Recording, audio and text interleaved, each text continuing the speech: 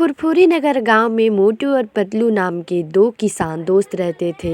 वे दोनों अपने खेतों में काफ़ी अच्छे अच्छे फसल लगाते थे और उन्हीं फसल को बेचकर अपने जीवन और परिवार को चलाते थे।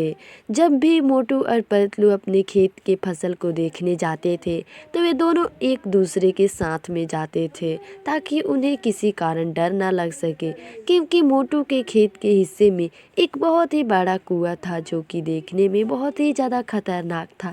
जब भी गांव वाले उसके पास बैठते थे तब मोटू से कहते थे, अरे मोटू, इस कुएं को तुम क्यों नहीं भरवा देते हो? यह कुआं बहुत ही खतरनाक है और हम लोगों को इस कुएं से बहुत ज़्यादा डर लगता है। मोटू फिर इसके ऊपर कुछ विचार करता है और कहता है कि मैं अपने दोस्त पतलू से इसके बारे में पूछूंगा कि इस कुएं को क्या करना है। फिर शाम के समय मोटू और पतलू अपने कुएं आली खेत के पास जाते हैं और मोटू और पतलू विचार करने लगते हैं। तब पतलू कहता है कि तुम अपने एक कुएं को भरवा दो। फिर मोटू वहाँ पर गुस्से में आ जाता है और कहता है, जब तक मैं अपने आँखों से नहीं देखता उस कुएं का राज, तब तक मैं इस कुएं को नहीं बुनवाऊंगा। फिर जब वे शाम के समय कुएं के पास जाता है तो बहुत ही डरावनी डरावनी आवाज़ें उस कुएं से आ रही थी, क्योंकि वह कोई मामूली कुआं नहीं बल्कि एक भूतिया कुआं था। उसके अंदर एक भूत का वास रहता था। इसलिए मोटू भागते हुए घर पर आता है।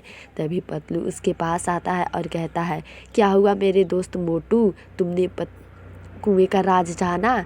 तब मोटू कहता है, अरे मेरे यार, तुम लोग सच कह रहे थे, वह सच में एक भूतिया कुआं है। और जब मैं उस कुएं के पास अकेले गया था तो उस कुएं से बहुत ही डरावनी डरावनी आवाज़ें आ रही थी।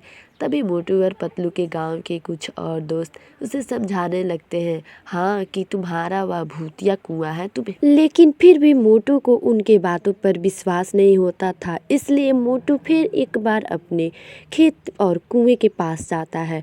तभी उस कुएं से डरावनी सी आवाज़ आती है, अरे मोटू, भाग जाओ वरना हम तुम्हें मार डालेंगे, हम इस कुएं के अंदर रहते हैं। तभी मोटू वहाँ से दुम दमाकर भाग जाता है।